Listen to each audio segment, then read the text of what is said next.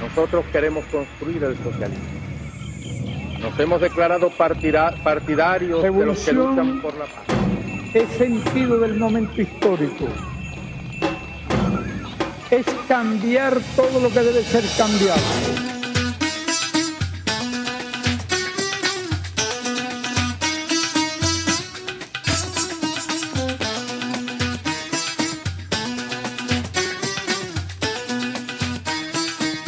Buenas tardes, amigos usuarios y usuarias. Estamos hoy acá en un programa, el 124 de Escuela de Cuadros.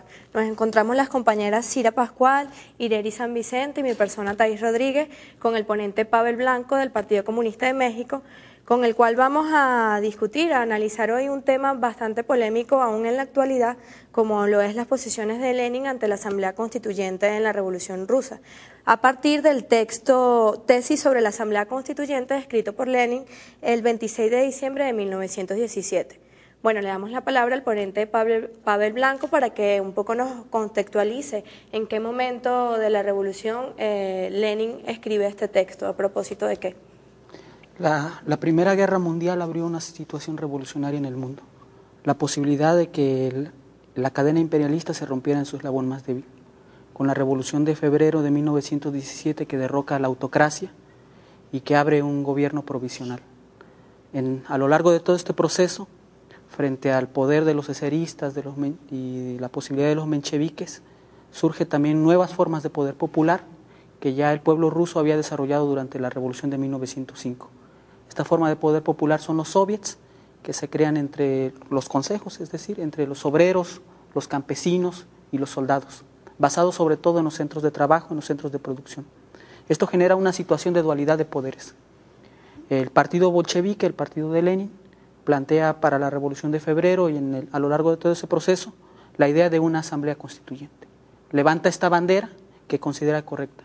Sin embargo, Lenin y el partido bolchevique también ubican que la situación concreta va modificándose de manera permanente, que no hay una situación política estática, sino que la dinámica de la lucha de clases va imponiendo una nueva correlación. En abril del 17, a su llegada del exilio, Lenin plantea al partido lo que se conoce como las tesis de abril y la posibilidad de que el proletariado tome el poder. A lo largo de todo este proceso, los soviets van cobrando fuerza, el cansancio, el hartazgo de las masas frente a la guerra, frente al tema del hambre, frente al tema de la represión política, genera una situación que puede ser resuelta favorablemente por la historia en lo que conocemos como la Gran Revolución Socialista de Octubre. En consecuencia, las consignas que habían levantado los bolcheviques algunos meses antes pierden vigencia. La participación o el planteamiento de los bolcheviques de una asamblea constituyente después del triunfo de la Revolución de Octubre es una opinión política que ya no se corresponde con la realidad y la necesidad de las masas revolucionarias que han conquistado el poder. La conquista del poder del 25 de octubre, según nuestro calendario 7 de noviembre de 1917, genera una nueva situación. La consigna planteada de todo el poder a los soviets y la insurrección victoriosa en Petrogrado y en Moscú, así como en otras ciudades, y la creación de la Guardia Roja, del Ejército Rojo, plantea que el poder puede definirse a favor del proletariado. En consecuencia, Lenin hace este planteamiento, que este planteamiento político en ese momento es abanderado ya por otras fuerzas políticas, es decir, por las fuerzas de la reacción, por las fuerzas que están planteando este tema de la guerra civil, que han levantado una fuerza contrarrevolucionaria contra el nuevo poder obrero, contra el poder soviético. En consecuencia, la Asamblea Constituyente no tiene ya ninguna realidad. El marco teórico sobre el que Lenin desarrolla esto es toda la reflexión que lo acompaña de debate con el oportunismo en el seno de la Segunda Internacional. El tema de desnaturalizar al marxismo, y Lenin hace un debate sobre todo con la socialdemocracia alemana, con Kautsky, previamente con Bernstein y con otros teóricos, que sitúan que es posible transitar al socialismo a través del Parlamento, a través de las reformas. Lenin hace una reelaboración, un estudio de nuevo de Marx, de Engels, recupera la naturaleza revolucionaria de la ideología del proletariado. Esto se resume en unos textos que se conocen como los cuadernos azules, que son los textos que le sirven a Lenin para durante su breve salida de Moscú, porque está él condenado a muerte, reelabore el texto que nosotros conocemos como el Estado y la Revolución. La teoría marxista del Estado plantea que el tema del poder es la cuestión clave para subvertir el orden capitalista, para acabar definitivamente con todo el atraso, el oprobio a que estaba sometido el pueblo ruso y los trabajadores, y en consecuencia el tema del poder está colocado como perspectiva. La disolución de la Asamblea Constituyente y el definitivo triunfo del poder soviético es la única garantía para que la Revolución Rusa se mantenga victoriosa y que se establezca la dictadura del proletariado, es decir, formas de poder obrero y popular. Sobre esto hay una cita acá que queremos leer. Es un fragmento de un discurso de Lenin para ese momento que citaba el periódico Pravda. Él dice en esta parte: se propone convocar la constituyente tal como ha sido concebida. Pues no, lo siento mucho. Ha sido concebida contra los intereses del pueblo. Hemos dado el golpe de Estado para tener la garantía de que la constituyente no sería ya utilizada contra el pueblo. Bueno, un poco la postura ya radical de Lenin ante la Asamblea, pero que también parte desde la radicalización de la revolución cuando se concreta como una forma orgánica de participación en la estructura de los soviets, pues ya empieza allí esa ruptura con las viejas formas del Estado burguesa y que da paso entonces a que se empiecen a concretar unas nuevas estructuras. En función de eso... Hay otro elemento que a mí me gustaría agregar. Yo creo que fundamentalmente Lenin se convierte en un eje fundamental para el análisis, dice Lenin, de todas las formas de lucha. En ese sentido me parece que también, agregando un poco a lo que menciona Thais, me parece que es interesante ver las lecturas que está haciendo Lenin. Él está diciendo, para un momento circunstancial o para un análisis concreto de una realidad concreta, puede ser que la constituyente pudiera llevarse adelante. Sin embargo, nosotros, aunque así se haya sido en unos cuantos pocos meses, la realidad concreta es otra. Y yo creo que ahí Lenin lo que está planteando es justamente la necesidad y la urgencia de hacer el análisis concreto de la realidad. Es decir, que las vigencias que pudieran ser para una lucha revolucionaria en un momento podrían no ser las otras. Sin embargo, nosotros, a la luz de la realidad, incluso de la actualidad, pareciera ser que hay veces que nos queremos encadenar a un análisis del pasado, sin analizar las relaciones concretas que se están viviendo y que a lo mejor implicarían efectivamente una nueva forma de lucha, ¿no? No sé qué relevancia puede tener esto, si me pudiera hacer algún comentario. Bueno, Lenin y todo el partido bolchevique logran resolver los principales problemas de la lucha de clases, es decir, el problema de la teoría, es decir, un marco teórico para analizar la realidad, para comprender la estructura de clases, el problema efectivamente del análisis concreto, que es cambiante, insistimos, dependiendo de la correlación de fuerzas, de la dinámica de la lucha social, y el tema de la práctica política proletaria. En lo que es muy claro Lenin y los bolcheviques es que la cuestión del poder se resuelve haciendo añicos la vieja maquinaria de dominación, el Estado burgués, que durante un periodo efectivamente, que no es un periodo permanente, es un periodo que se tiene que resolver en un sentido o en otro, o triunfa la revolución o se mantiene la contrarrevolución. Durante ese periodo puede mantenerse una dualidad de poderes, que es lo que acontece entre febrero y octubre del 17, que existe el gobierno provisional y que existe el poder de los soviets que emerge. De los soviets no solo en las ciudades, sino también en el mismo frente de guerra, donde las tropas están cansadas ya porque la guerra con Alemania es desgastante, pues, ¿no? La situación es dramática, el invierno es de los más duros. El tema es que los bolcheviques y la situación efectivamente hacen que los revolucionarios en cada momento entre esas dos revoluciones tengan que ir leyendo de manera muy concreta la realidad que se va ahí presentando. Por ejemplo, y esto es parte de la práctica política de los bolcheviques previamente, es decir, en algunos momentos ellos plantean el tema del boicot a la Duma, la participación en la Duma, es decir, los revolucionarios no tienen por qué encasillarse a un esquema para la lucha política revolucionaria. tiene que emplearse en función del nivel de conciencia de las masas, del desarrollo de la fuerza revolucionaria de vanguardia, el partido de la clase obrera, el Partido Comunista.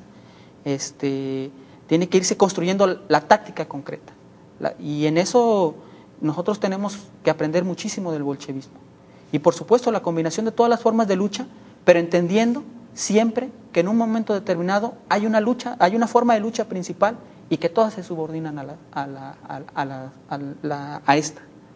Entonces esa es una lección del bolchevismo que pues para los partidos revolucionarios para los partidos revolucionarios y para las masas, aun y cuando por condiciones concretas no haya fuerzas de vanguardia, las masas tienen que aprender de estos procesos. Y nos referimos porque formas de poder popular, formas de dualidad de poderes emergen en ocasiones sin la presencia de los propios partidos revolucionarios. Los soviets no salen de la cabeza de Lenin, ni salen del programa de los bolcheviques. Los crean las masas en una situación muy concreta. Y podríamos poner otros ejemplos. Previamente la Comuna de París o de manera contemporánea la Asamblea Popular de los Pueblos de Oaxaca.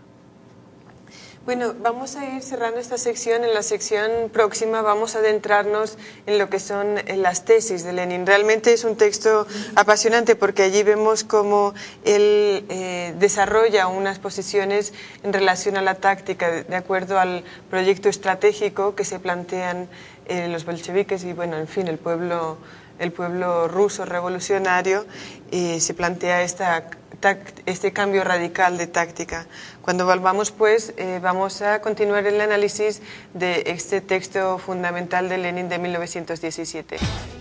El partido bolchevique es una fracción que formaba parte del Partido Socialdemócrata Ruso, liderizado por Lenin, que tomó las posiciones más radicales y más revolucionarias para el proceso que se estaba viviendo en la revolución.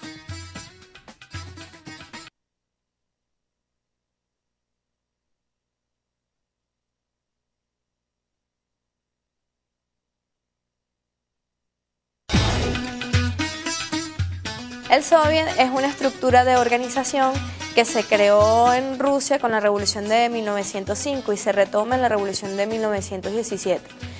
El Soviet básicamente era la forma de participación de los obreros dentro de las fábricas donde se reunían para la toma del medio de producción y la planificación y demás toma de decisiones dentro de esa fábrica. Queríamos retomar el tema concretamente planteando una polémica. En el punto número 4 de las tesis, Lenin habla sobre el hecho de que las condiciones en las que se dieron las elecciones de la Asamblea Constituyente no fueron fieles a la voluntad del pueblo, ¿no? Este es un término jacobino. La pregunta sería, ¿en qué medida la voluntad del pueblo o hasta dónde... cómo se mide el espacio de la voluntad del pueblo, cómo se determina qué tipo de acciones se pueden tomar fuera, por ejemplo, de lo que es un proceso de democracia formal y la actuación en un contexto revolucionario. Podríamos poner allí, digamos, el dilema entre el respeto a ese proceso democrático de carácter quizás burgués y el contexto revolucionario donde hay nuevas formas organizativas, un doble poder, un poder popular que está emergiendo que se va a constituir en un poder hegemónico. La democracia burguesa, la democracia tiene un contenido de clase, es una dictadura de clase, la democracia es una fachada de la dictadura de la burguesía y una de sus características es prohibir o limitar la participación de las grandes masas en los procesos de la vida política. Lo que ocurre entre estas dos revoluciones en 1917 es que emerge a la vida política la participación de las masas, de los trabajadores, de los campesinos, que antes no contaban, que estaban marginadas de la vida política, que era una vida que se desarrollaba solamente en las alturas. El tema fundamental aquí es el tema de la situación revolucionaria, que es la preocupación de Lenin, y si se observa en sus obras completas, todo lo que él escribe desde que recibe la noticia en el exilio de que se está desarrollando una revolución contra la autocracia, es este tema de la situación revolucionaria. Es decir, de ir comprendiendo la irrupción de las masas en la vida política, en algo que él llama la crisis de los de abajo, que es una de las características de la situación revolucionaria. La otra, como sabemos, es que también haya una crisis en las alturas, una crisis de los de arriba, lo que definitivamente abre la posibilidad entonces de la conquista del poder por parte de las nuevas fuerzas. O como lo diría alguna vez Gramsci, ¿no? La contradicción entre lo viejo que debe y no quiere morir y lo nuevo que debe y no puede nacer. Entonces la emergencia de la participación de las masas obreras y campesinas, aun y cuando tengan el uniforme, porque son enviadas obligatoriamente a la guerra, evidentemente que produce un giro brusco, no solo en la vida política de la Rusia revolucionaria, sino en general de las masas, y hace emerger nuevas formas de participación popular que vienen a cuestionar radicalmente la democracia burguesa. Y es en esta dinámica donde las consignas viejas se convierten en una camisa de fuerza para las posibilidades revolucionarias. El Soviet, como forma verdadera de poder popular, viene a cuestionar la forma de democracia que nosotros conocíamos y a plantear una nueva forma universal de gobierno o de democracia de los trabajadores. Una democracia en verdad para la mayoría y no para la minoría. Entonces, esto es lo que está colocado en todo este proceso. En consecuencia, defender la democracia burguesa en una situación como esa no tiene ningún sentido para un partido revolucionario. Un partido revolucionario, un partido comunista, en tanto exista una situación revolucionaria, no se plantee la toma del poder, es un partido que no está cumpliendo con su tarea ni con los objetivos que le fue planteado. Por supuesto, el tema no es una voluntad de los partidos, tiene que existir toda una dinámica social de crisis económica, política, social, ideológica, moral de la clase dominante. Es esta posibilidad lo que abre que el derrocamiento del capitalismo, el modo de producción basado en la propiedad privada, en la explotación del trabajo asalariado, pueda ser sustituido por una nueva forma de sociedad. Hay algo que creo que sería interesante o importante para los compañeros y compañeras que nos escuchan, comprender pues, cuál era el carácter diferente en términos partidistas y por supuesto de proyecto entre los soviets y la Asamblea Constituyente, ¿no? La tendencia bolchevique en uno y social revolucionaria de derecha en otros, y evidentemente la apertura a una ingobernabilidad en cuanto a estas tensiones y sobre todo hacia el avance del proyecto revolucionario, el choque que crearía o la barrera que crearía la existencia de la Constituyente. Bueno, pero concretamente allí lo que pedimos también es especificar las tendencias que existían en ambos para los compañeros que nos escuchan y que nos están viendo. Bueno, el tema es que había una corriente política que planteaba que en Rusia, basada en que era un país feudal, etcétera, lo que procedía era la construcción del capitalismo, el desarrollo de las fuerzas productivas y el tema de un largo periodo de capitalismo y de democracia burguesa. Tenían como modelo lo que acontecía en Alemania o en Inglaterra.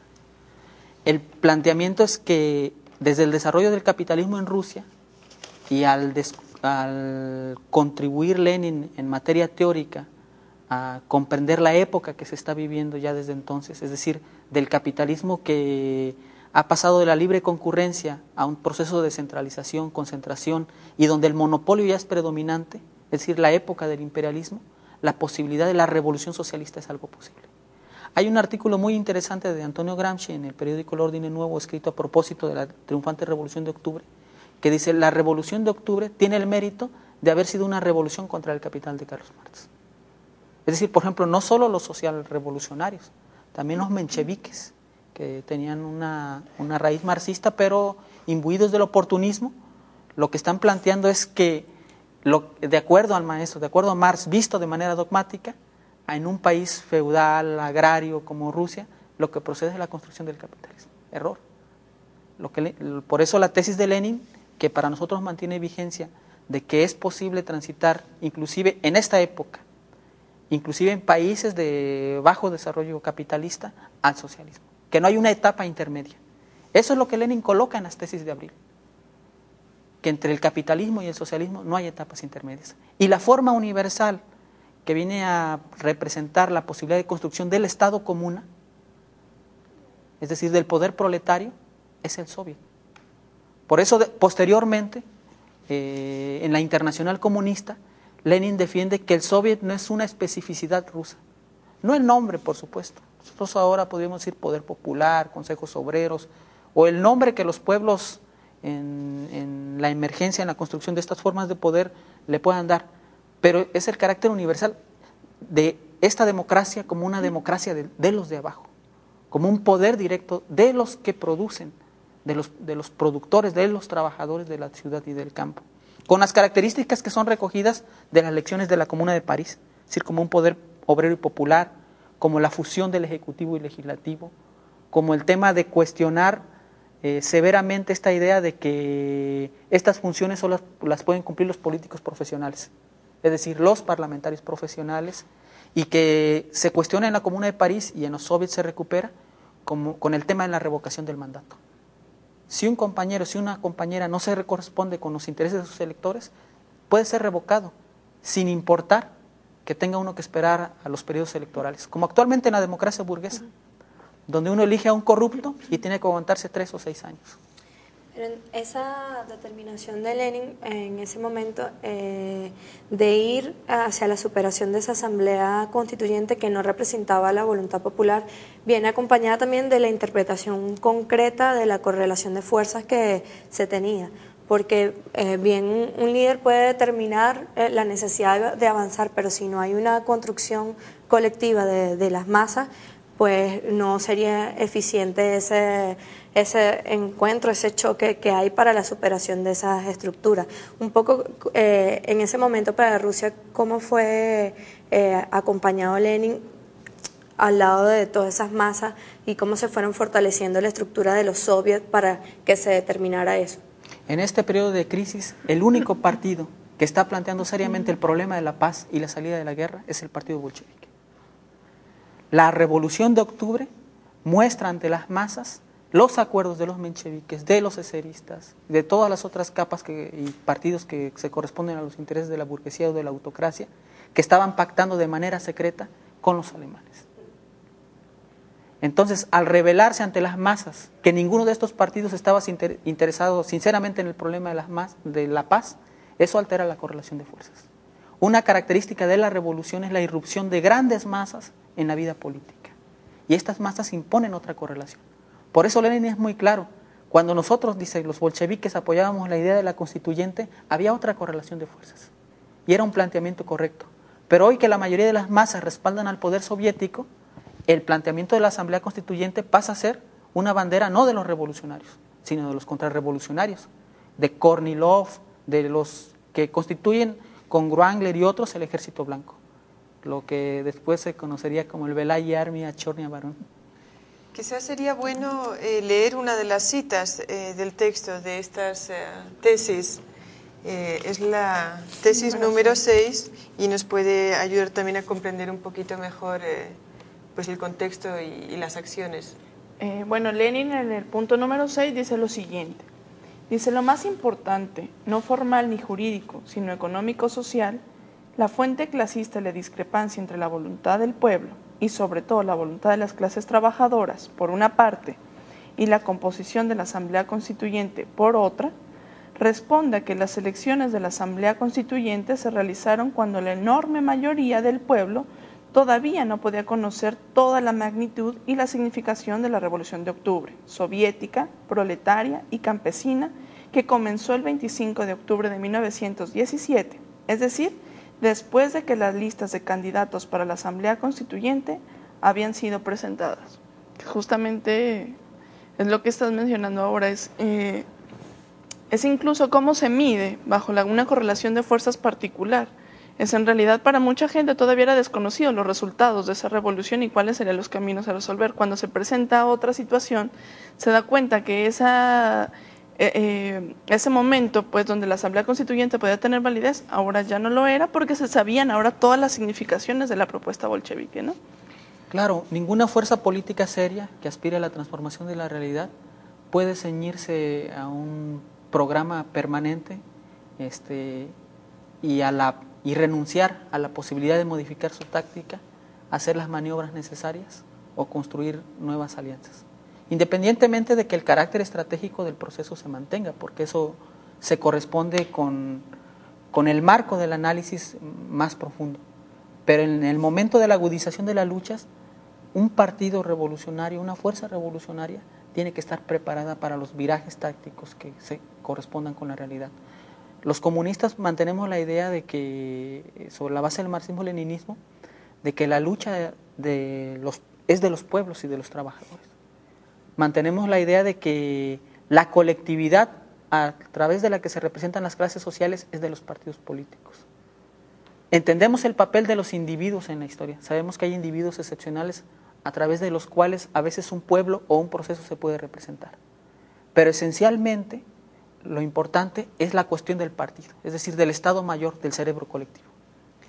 Bueno, en la siguiente sección creo que sería importante llevar este tema o estudiar este tema y ver qué lecciones podemos aprender de los hechos concretos de la Revolución Rusa, de la Revolución Soviética y concretamente en cuanto a la disolución de la Asamblea Constituyente. Uno de los acontecimientos quizá de mayor relevancia dentro del proceso de la Revolución Rusa son los acontecimientos de abril de 1917, donde Lenin, a diferencia del resto de los revolucionarios, planteaba la no alianza con el gobierno burgués.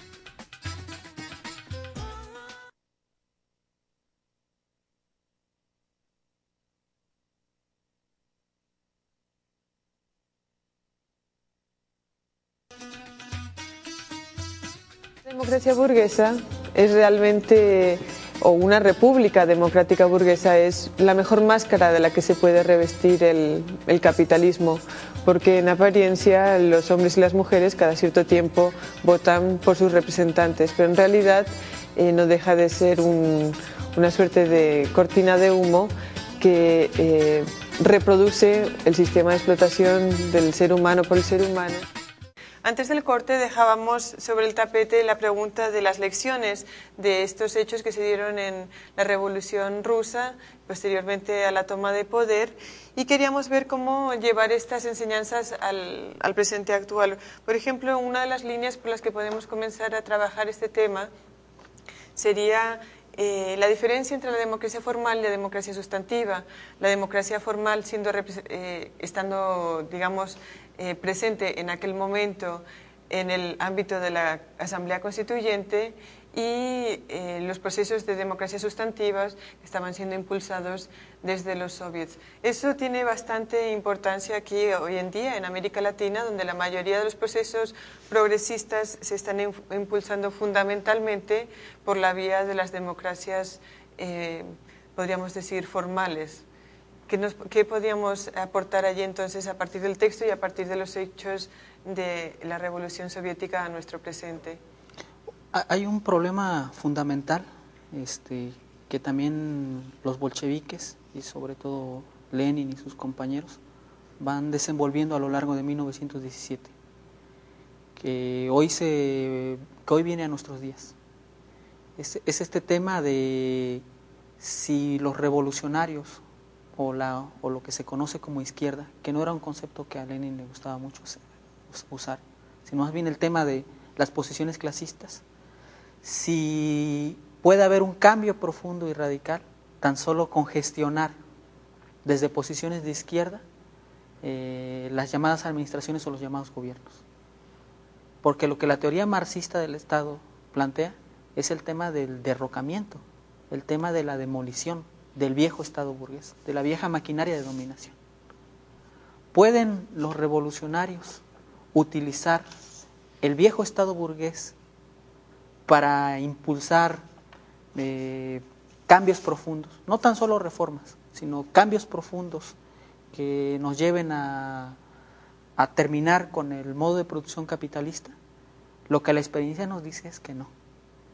Que finalmente lo que ocurre es que termina por integrarse a la maquinaria de dominación del capital, inclusive al partido del capital.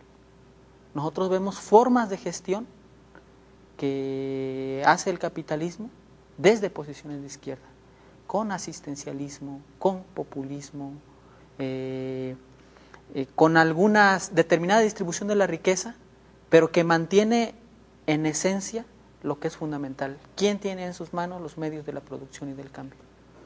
El poder soviético tenía una característica fundamental.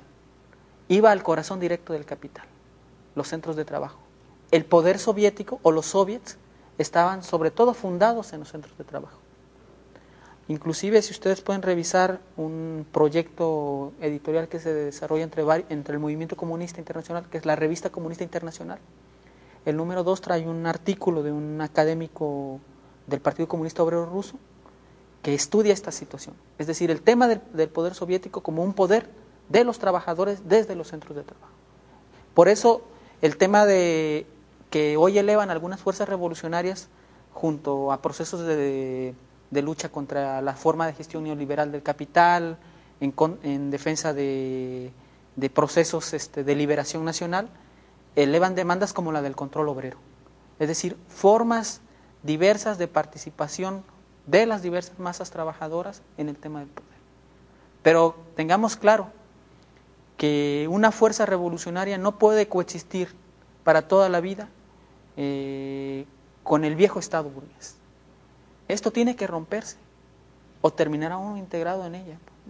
Una revolución verdadera, su característica es la destrucción del viejo aparato de dominación. En la Revolución Cubana se dio una situación en la que tras la toma del poder por los barbudos, por Fidel y el movimiento, en un primer momento se instala un Estado, un gobierno, podríamos decir, de transición, de carácter burgués, y tras 6 meses hay un cambio radical. Aquí en Venezuela, lógicamente, por el contexto, se dio un paso adelante importante cuando se establece la Asamblea Constituyente en aquel marco en el año 98, 99. Entonces, allí vemos como hay diferentes procesos, diferentes movimientos en cuanto al tiempo, ¿no? Ahora, analizando estos procesos latinoamericanos, estos procesos diferentes, en el uno, en la Revolución Cubana, 6 meses posteriormente realmente se toma el poder del Estado en su totalidad. Y aquí, donde todavía estamos en un momento, digamos, en un intermedio, en el cual se desarrolla la Constituyente, una bandera que Lenin también levantó en su momento, pero que todavía hay otros pasos por concretar. Concretamente, si podemos analizar esto. El tema, y creo que está estudiado por varios científicos sociales, el tema de la Revolución Cubana es que la estrategia de la victoria, como algunos le llaman, es porque Fidel y el ejército rebelde y el movimiento 26 de julio son capaces de articular una estrategia de unidad de todas las fuerzas antidictatoriales, porque esa es una de las banderas fundamentales en el momento. La virtud es que todas reconocen que el liderazgo se encuentra en la guerrilla que se encuentra actuante en la Sierra Maestra. Es decir, que entregan la dirección de todo este movimiento antidictatorial al movimiento 26 de julio. Inclusive todo este momento que conocemos, la renuncia de Fidel y su posterior vuelta al poder con una mayor participación popular, que todavía tardaría en definirse, porque el carácter de la revolución se define hasta abril de 1961, en el contexto de la invasión de Bahía de Cochinos y la proclamación del carácter socialista de la revolución cubana en abril del 61. Nosotros entendemos que los procesos no son similares, pues, ¿no? Pero sí tenemos que aprender qué es lo que es general, cuáles son las leyes generales de los procesos revolucionarios. Es decir, no tan solo de cómo mantener en el gobierno o en el poder a fuerzas que tienen la voluntad de ir más allá del capitalismo, sino el problema de cómo en realidad puede producirse un proceso revolucionario profundo, ¿no? Nosotros entendemos que los procesos sociales inclusive en el de Venezuela, que hay un proceso de profundización, pues, ¿no? Pero, y aquí la virtud de los bolcheviques, y que debería ser como que el aprendizaje para los revolucionarios hoy, para los revolucionarios contemporáneos, es de saber leer cada momento preciso, de no convertir en una camisa de fuerza, en dogmas, la posibilidad, por ejemplo, de coexistir bajo la presión ideológica del gran capital con la democracia burguesa, o la democracia como un valor abstracto, pues, ¿no? Nosotros debemos entender que las masas van a crear formas de poder diferentes. Yo tengo ahí una valoración. Lenin está ya en un momento particular donde se da la posibilidad de criticar el proceso hacia una asamblea constituyente. Sin lugar a dudas, este texto nos permite incluso llevarlo hoy a la reflexión, ¿no? Podemos decir en términos muy generales que se está viviendo en América Latina prácticamente dos procesos que, bueno, se desencadenan de manera diferente, como puede ser casos sumamente controlados por la ultraderecha, que puede ser Colombia y México, y por otro lado, procesos que sin ser en lo absoluto, muchos ni siquiera socialistas, ni mucho menos comunistas, pero que sin embargo están encaminando hacia un proceso de mayor relevancia en el contexto del avance popular, por llamarlo de algún modo. ¿Qué vigencia o hasta dónde, bajo esos parámetros, podría resultar vigente hoy plantear en cualquiera de esos escenarios rebasar el sistema de una asamblea, por ejemplo, constituyente, pensando en que sea su base o lo que lo sostenga sea un principio de una simple democracia formal? No sé si nos puede dar una valoración con respecto a esto. Y nosotros, yo creo que corresponde a todos los revolucionarios hoy ser solidarios con estos procesos políticos. Pero una revolución es otra cosa. A mí me gustaría hacer, bueno, como un aporte allí, en el caso de la revolución bolivariana. Nosotros, bueno, seguimos viviendo la coexistencia de dos modelos, de dos formas de participación, donde ha habido avances y en algunos momentos ha habido retrocesos. Pero antes hablaba del tema de la correlación de fuerzas, justamente por eso, porque acá, por ejemplo, nuestra Constitución, una de las cosas avanzadas que tiene es que ahora planteamos la democracia participativa y protagónica, un poco para asomando la idea de dejar de lado la representatividad, donde nosotros estábamos restringidos nada más al hecho de ir a votar, que por cierto todavía seguimos atrapados un poco en esa dinámica electoral, pero tener paralelamente otro modelo, otra forma de poder realmente que permita construir y avanzar. En esto, el hecho de la democracia participativa, que se escenifica con los consejos comunales, la lucha que se está dando ahora por constituir los consejos de trabajadores dentro incluso de la ley orgánica del trabajo, porque ya en la práctica existen consejos de trabajadores en muchas de las fábricas en el país, pero por supuesto sigue existiendo esa coexistencia. Vuelvo a tomar el punto de la correlación de fuerzas, porque el presidente planteó en la reforma que fue perdida en el 2007, ¿no? Allí se planteaba un mecanismo distinto de poder, de participación, donde existía prácticamente se abolía las gobernaciones y la alcaldía, y el poder quedaba directamente a los consejos comunales organizados a través de comunas. Pero esa propuesta no fue aprobada contradictoriamente por el pueblo, pues. La mayoría decidió que no quería avanzar hacia allá. Entonces, un poco es tratar de ir haciendo esas lecturas y ver en qué medida se puede ir empujando sin hacerle el juego al reformismo, de decir, bueno, todavía no hay posibilidades de eso, pero tampoco ir corriendo y hacer una vanguardia que está totalmente alejada de la masa. Lo que dice la compañera es importante. Tenemos muy poquito tiempo. Yo quiero meter otro elemento allí, que es comuna y consejos comunales, que son espacios de democracia, podríamos decir, de democracia directa, que comenzarían a generar espacios de quiebre con la democracia burguesa. Realmente tenemos un minutito, entonces vamos a ver cómo redondeamos. Correcto, pero lo que hay que decir es que el deber de los revolucionarios no es solo esperar que la situación vaya cambiando, sino el tema de la conciencia, pues. Cómo incide la conciencia, cómo gana a grandes masas, cómo mete al debate a las masas, cómo hace que irrumpan nuevas fuerzas sociales que sean capaces de modificar la correlación de fuerzas. Por eso nosotros decimos, insistimos, algunos critican un texto de Lenin que es el quehacer. lo reducen a que es un manual organizativo. No, el tema de Lenin, que es transversal a toda la política del bolchevismo y del movimiento revolucionario del siglo XX y del siglo XXI, es que la conciencia es lo que va a determinar la modificación y los cambios políticos. Y para que se produzca la conciencia tiene que existir una fuerza de vanguardia. Y el papel de la fuerza de vanguardia es no solo ir leyendo el momento político cambiante, sino ser capaces de contribuir a modificar este momento político. Bueno, hemos llegado lamentablemente al final de este programa.